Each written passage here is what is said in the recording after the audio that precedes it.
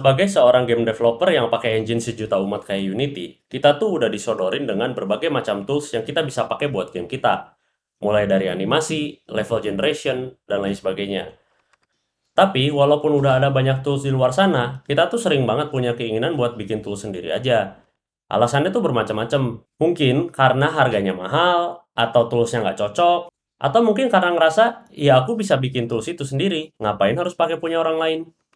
Nah, inilah topik yang akan kita obrolin di video kali ini. Saya akan coba ngasih beberapa pertimbangan yang bisa kita diskusiin bareng untuk memilih antara bikin tools sendiri atau pakai tools yang udah ada. Let's go!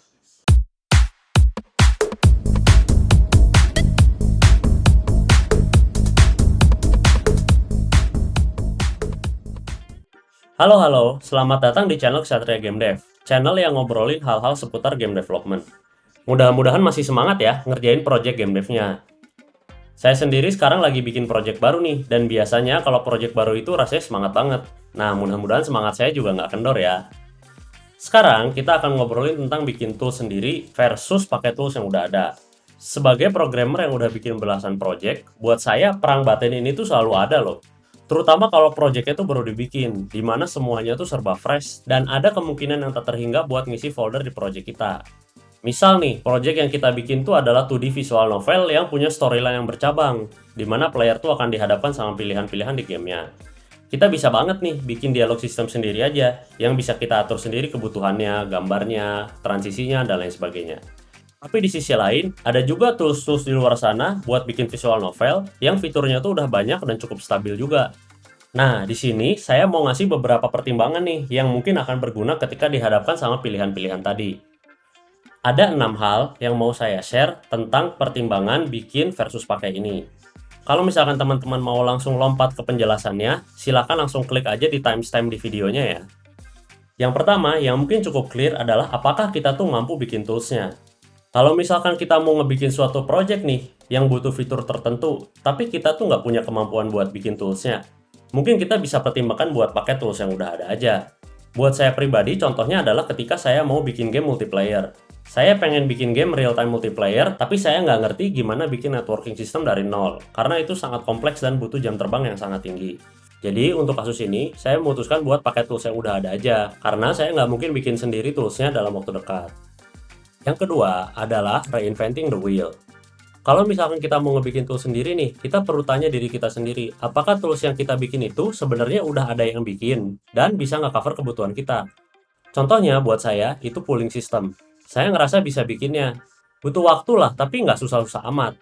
Cuma, udah banyak banget pooling system di luar sana yang juga ngerjain hal yang sama, plus cara penggunaannya mirip sama yang saya butuhin. Apalagi di Unity versi terbaru, mereka juga udah bikin pooling system yang official bawaan dari Unity. Nah, jadi buat kasus ini nih, saya akan lebih coba explore dulu nih pakai tools yang udah ada aja. Daripada saya reinventing the wheel atau menciptakan sesuatu yang udah ada, yang ujung-ujungnya tuh sebenarnya waktunya bisa kita pakai buat bikin game aja. Nah, itu yang kedua guys. Berikutnya, yang ketiga, kita ngobrolin tentang waktu. Bisa aja kita tuh punya kemampuan bikin toolsnya, dan nggak sulit juga. Tapi butuh investasi waktu yang cukup lama buat ngelengkapi fungsionalitas dan konten dari tools yang kita baru bikin ini. Contohnya buat saya, itu ngebikin tools buat munculin visual effect di momen-momen tertentu di game kita. Menurut saya, ini tuh tools yang sederhana, tinggal tunggu aja kapan mau dipanggil dan trigger aja efeknya di saat itu. Jadi bikin fungsionalitas dasarnya tuh nggak susah-susah banget sebenarnya. Tapi masalahnya adalah, kalau saya pengen punya library visual effect yang banyak, itu tuh butuh waktu yang cukup lama. Kayak misal saya pengen ada geterin kamera, munculin suara, munculin partikel, dan apalagi kalau semuanya tuh pengen diganti-ganti parameternya. Nah, terus saya akhirnya browsing-browsing di asset store yang mungkin cocok, dan saya nemuin situs yang namanya Fill ini nih, yang ngelakuin persis seperti yang saya mau dan udah dilengkapi dengan berbagai macam konten visual effect yang tadi saya omongin. Jadi saya nggak usah bikin isi kontennya dari awal lagi, karena kalau saya pengen geterin kamera atau munculin particle effect, semuanya tuh udah ada di dia, dan parameternya udah lengkap banget juga. Itu tentang masalah waktu guys. Berikutnya, yang deket juga sama waktu, itu adalah ngomongin duit. Biaya. Mungkin kita pernah menemukan tools yang kita rasa tuh cocok banget dan keren banget, tapi ternyata biayanya mahal banget. Saya sempat menemukan tools untuk analisis yang sangat canggih, tapi ternyata membutuhkan cost yang sangat mahal, bisa puluhan juta per bulan. Ya, mungkin untuk kasus ini kita bisa kembali ke perhitungan masing-masing ya. Apakah kalau menghabiskan biaya segitu, kita bisa mendapatkan manfaat dari tools itu, dan intinya adalah balik modal lah. Manfaat itu tuh dalam bentuk apa? Macam-macam ya, bisa jadi dalam bentuk fitur yang nggak bisa kita bikin, seperti yang kita bicarain di pertama. Atau bisa juga manfaatnya itu dalam mempersingkat waktu pekerjaan. Jadi kalau kita bayar tools yang mahal ini, kita bisa nge-skip development time dengan sangat signifikan sehingga jadinya balik modal. Tapi saya juga mau membicarakan kebalikannya nih. Dan ini kadang-kadang tuh bisa jadi satu jebakan yang biasanya kejadian di kita-kita para programmer. Yaitu sebuah pemikiran bahwa kalau kita bikin tool sendiri itu akan lebih murah. Misalnya nih, ya udah kita bikin database sistem sendiri aja. Jadi kita nggak harus nyewa-nyewa server per bulan yang bayarnya cukup mahal. Ya ini bisa jadi bener sih, tapi kadang-kadang yang mungkin kita suka lupa adalah walaupun cost dari toolsnya itu bisa jadi ditekan, tapi membuat tool sendiri itu butuh biaya dan waktu saat pembuatannya, dan biaya dan waktu lanjutan kalau tools kita tuh perlu perbaikan dan maintenance ke depannya. Kadang yang kita ingat itu cost pembelian toolsnya, tapi yang kita lupain adalah cost dari diri kita sendiri buat membuatnya. Kita sendiri juga harus menghitung waktu dari kita sendiri lupa kadang-kadang menghitung berapa lama waktu yang dibutuhkan buat membayar diri kita sendiri buat bikin tools itu. Jadi hati-hati ya tentang masalah penghitungan biaya ini, karena bisa jadi kita kena jebakan dari pemikiran kita sendiri. Oke, kita udah ngomongin biaya ya. Yang berikutnya saya mau ngomongin tentang kualitas. Kadang saya lihat ada suatu tools yang banyak banget dipakai orang di luar sana, dan reviewnya juga bagus sekali. Tapi kadang-kadang ketika saya pakai toolsnya, walaupun bagus banget, tapi sulit banget buat di-extend functionality-nya. Atau ada tools populer yang banyak banget dipakai orang dan fungsionalitasnya banyak banget, tapi arsitekturnya itu udah out of date banget karena dia udah dirilis dari 5, 6, 7 tahun yang lalu. Jadinya sangat sulit kalau saya mau kombinasiin sama perintah-perintah Unity di versi yang lebih baru. Menurut saya, hal kayak gini juga perlu kita perhatiin nih.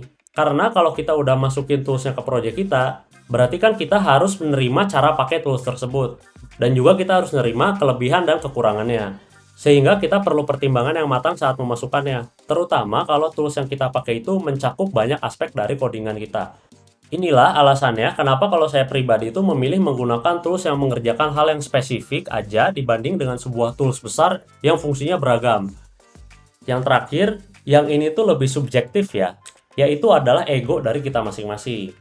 Nah ini hal yang kadang-kadang nih sulit dibicarakan ya. Ya kadang kita tuh pengen pakai bikin tools bikinan sendiri karena ya itu alasan yang lebih personal aja. Mungkin alasannya karena saya senang bikin tools kayak gini nih. Atau misalkan kalau bikin sendiri itu lebih gampang dikustomisasi dan lain sebagainya. Ini sebenarnya hal yang sangat wajar ya. Saya sendiri juga sangat suka bikin tools-tools seperti automation, level generation, prosedural, dan lain sebagainya. Kalau menurut saya sendiri nggak masalah kalau kita mau pakai tools bikinan kita sendiri. Cuma mungkin sebagai sanity check aja, menurut saya ya ini perlu dibalikin lagi ke checklist yang sebelumnya tadi kita obrolin ya. Dan yang penting, apakah keputusan untuk bikin sendiri itu adalah hal yang terbaik untuk keberlangsungan proyek kita ke depannya. Pada akhirnya, kan yang paling dipengenin banget itu adalah gamenya selesai dan sukses kan? Pengecualiannya, kalau misalkan proyek yang teman-teman pakai itu adalah proyek iseng atau proyek research. Jadi setelah semua obrolan yang tadi ini sebenarnya tuh mending yang mana sih? Mending pakai tools yang udah ada atau sebenarnya mending pakai tools bikinan sendiri sih? Sebenarnya kalau disimpulin, jawabannya itu adalah tergantung. Tergantung sama kebutuhan proyek kita dan tools apa yang mau digunakan. Kalau saya pribadi, biasanya saya pakai kerangka berpikir berdasarkan poin-poin tadi jadi kayak gini nih. Saya akan pakai tools yang udah ada kalau pertama saya nggak punya pengetahuan bikinnya. Lalu kalau udah ada yang bikin dan itu lebih sempurna. Terus dia bisa menghemat waktu secara signifikan.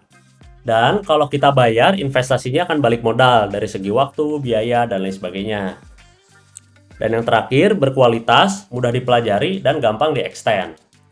Sementara, saya akan bikin tool sendiri kalau yang pertama, kalau kebutuhan project itu sangat spesifik dan nggak ada tools lain yang bisa nge-cover. Kadang-kadang memang ada project yang kayak gini, jadi kita ya mau nggak mau kita bikin tool sendiri. Yang kedua, toolsnya tuh sangat mahal, dan kalau kita hitung, belum akan balik investasinya. Yang ketiga, tools yang ada tuh nggak masuk atau nggak kompatibel dari segi arsitektur dan pemakaiannya. Yang keempat, saya pengen riset sesuatu dan ini hanya bisa dikerjakan kalau saya bikin tool sendiri. Yang terakhir, saya pengen mempelajari pembikinan tools ini dan ini juga nggak ada salahnya ya. Nah gitu guys pendapat saya tentang bikin tool sendiri versus pakai yang udah ada.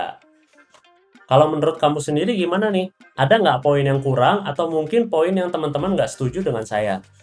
Kalau misalkan kamu punya pendapat, silakan langsung aja isi di kolom komentar ya. Saya akan berusaha ngebaca dan balas semuanya kok. Terakhir nih, saya juga sebenarnya udah punya daftar tools yang sering saya pakai di project saya, baik itu yang berbayar maupun yang gratisan. Kalau teman-teman penasaran tools apa aja yang biasanya saya pakai di project game dev saya, kabarin aja di kolom komentar ya, biar saya tahu ada yang tertarik dan saya bikin videonya nih. Sip, makasih ya udah dengerin pendapat saya ini. Like aja kalau suka dan dislike aja kalau nggak suka. Sampai ketemu di video saya selanjutnya ya. Bye-bye.